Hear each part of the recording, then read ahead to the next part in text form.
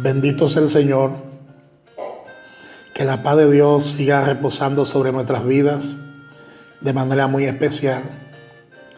Hoy vamos a estudiar una vez más la palabra de Dios y estamos estudiando el libro de Apocalipsis y estamos analizando el comienzo de Apocalipsis capítulo 2 y capítulo 3. Y surge la pregunta, una pregunta bien inquietante: ¿cómo puede ser posible que en el tiempo de la tribulación o de la gran tribulación habrá iglesias? ¿Cómo puede ser posible que se queden creyentes o cristianos y pasen por la gran tribulación? ¿Cómo puede ser posible que suceda esto?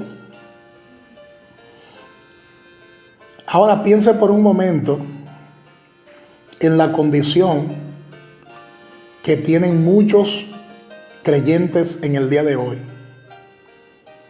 Y en sentido general, piense por un momento en la condición del cristianismo hoy en día. Porque hoy en día hay miles de iglesias cristianas, entre comillas, cristianas entre comillas, porque son iglesias que están llenas de inconversos, de personas que creen que están salvas pero que no lo están, de personas que creen que han sido lavadas con la sangre de Cristo y que han nacido de nuevo, que han nacido del agua y del Espíritu, pero que en realidad no es así. En 1 Corintios capítulo 15, versículo 1, el apóstol Pablo escribió acerca de los que habían creído en vano. 1 Corintios capítulo 15, versículo 1 y 2, la palabra dice: además os declaro, hermanos, el evangelio que os he predicado, el cual también recibisteis, en el cual también perseveráis, por el cual asimismo, si retenéis la palabra que os he predicado, sois salvos, si no creísteis en vano. Es una porción bien interesante, la cual hay que analizar. Bendito sea el Señor. Esto quiere decir que hay creyentes en las iglesias hoy en día que no son salvos.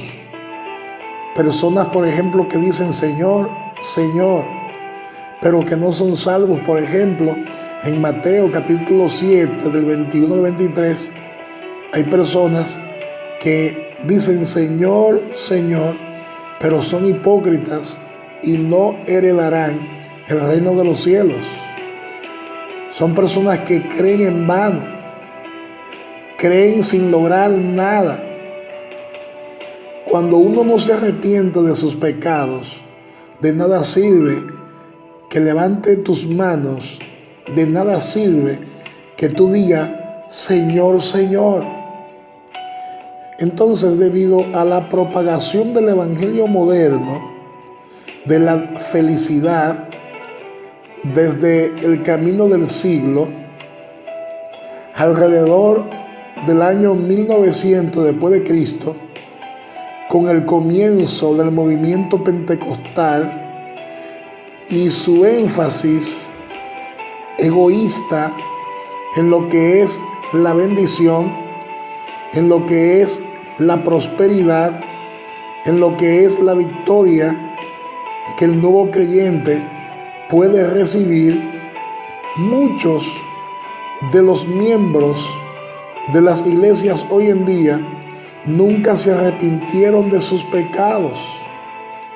Solo creyeron e hicieron esto con base en la predicación de un evangelio que les prometió la felicidad, o sea, un mejor estilo de vida a través de una bendición o a través de la prosperidad económica, y tuvieron una experiencia mística, etcétera, etcétera, y por lo tanto nunca se convirtieron al Señor de corazón, sino que le estaban sirviendo al Señor por las promesas, le estaban sirviendo al Señor por los beneficios, le estaban sirviendo al Señor por la bendición, pero creyeron en vano porque nunca se arrepintieron de corazón.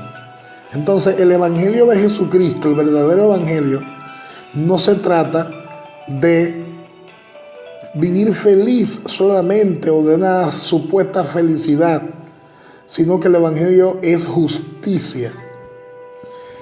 En Romanos capítulo 1, versículo 16 hasta el 18, la palabra afirma de la siguiente manera: porque no me avergüenzo del Evangelio, porque es poder de Dios para todo aquel que cree, al judío primeramente y también al griego, porque en el Evangelio la justicia de Dios se revela por fe y para fe, como está escrito: mas el justo por la fe vivirá.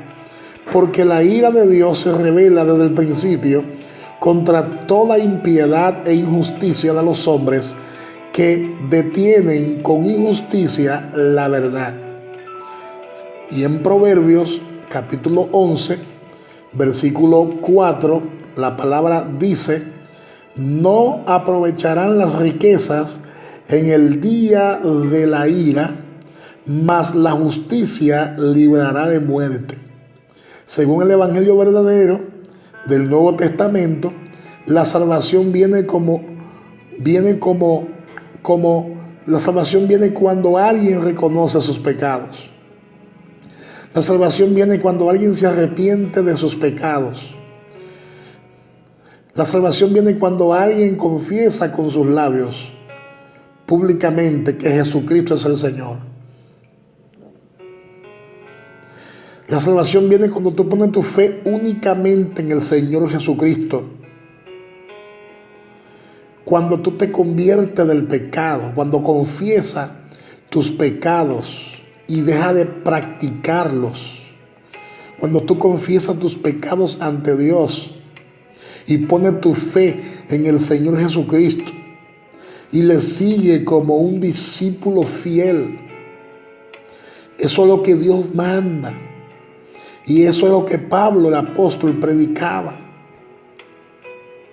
Lea conmigo el libro de Hechos, capítulo 17, versículos 30 y 31. La palabra dice: pero Dios, habiendo pasado por alto los tiempos de esta ignorancia, ahora manda a todos los hombres en todo lugar que se arrepientan, por cuanto han establecido un día en el cual juzgará al mundo con justicia por aquel varón a quien designó, dando fe a todos con haberle levantado de los muertos.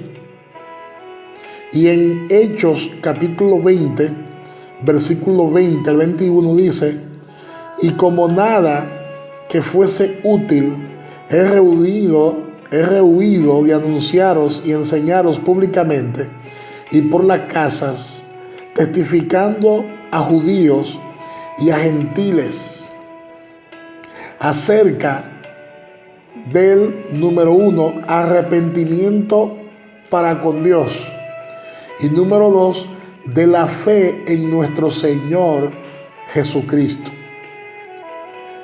Y la palabra también afirma en Proverbios 28:13: el que encubre sus pecados no prosperará, mas el que los confiesa y se aparta alcanzará misericordia. Entonces, a pesar de este claro testimonio de la Escritura, los que predicaban el Evangelio moderno de la felicidad no exigían el arrepentimiento. Y hoy en día son muchas las iglesias también que están en la misma corriente. Predican el Evangelio de la felicidad, predican un Evangelio de prosperidad, y yo creo en la prosperidad, yo creo en la felicidad. Yo creo que Jesucristo te transforma y te da una vida completamente diferente. Yo creo que el Señor te prospera porque siendo rico se hizo pobre para que con su pobreza tú seas bendecido, tú seas enriquecido. Pero la palabra de Dios es completa y la Biblia habla de bendiciones, claro está. La Biblia habla de una vida de prosperidad, de paz, de sanidad, de liberación, pero también hay un compromiso y ese compromiso comienza con el arrepentimiento. Dios exige en la palabra que las personas se arrepientan. La palabra arrepentimiento es un cambio de dirección, es un volverse hacia Dios, es un cambio de pensamiento, es un cambio de actitud. Amén. Entonces, el pecador tiene que arrepentirse porque hay un vacío en su corazón y ese vacío en su corazón tiene la forma de Dios. Hay que orar. Hay que hacer una oración de confesión para que la persona sea salva. Tiene que confesar que Jesucristo es el Señor y que Dios lo levantó de entre los muertos. Bendito sea el Señor. Entonces, eso es de suma importancia que nosotros lo entendamos. Porque hay muchas iglesias hoy en día que no predican ese evangelio de arrepentimiento. Y hay iglesias hoy en día que están llenas de personas que nunca se han arrepentido de sus pecados y por lo tanto nunca se convirtieron a Cristo, porque nunca se arrepintieron de sus pecados. Y sin el arrepentimiento no hay salvación. Según Lucas 13:3, según Lucas 13:5, según Lucas 24:47, según Romanos 2:4, según 2 de Pedro 3:9. Dios está todavía airado contra esos hermanos que no se han arrepentido y por lo tanto lo están resistiendo. Si ellos quieren la misericordia de Dios, si ellos quieren disfrutar de la gracia de salvación, tienen obligatoriamente que arrepentirse. En el Salmo capítulo 7, versículo 11 y 12, la palabra dice: Dios es juez justo y Dios está airado contra el impío todos los días. Si no se arrepiente, Él afilará su espada, armado tiene ya su arco y lo ha preparado. Y en Santiago capítulo 4, versículo 6, la palabra dice: pero Él da mayor gracia. Por esto dice: Dios resiste a los soberbios y da gracia a los humildes. Entonces, durante su ministerio en la tierra, Cristo Jesús habló acerca de estos falsos convertidos también.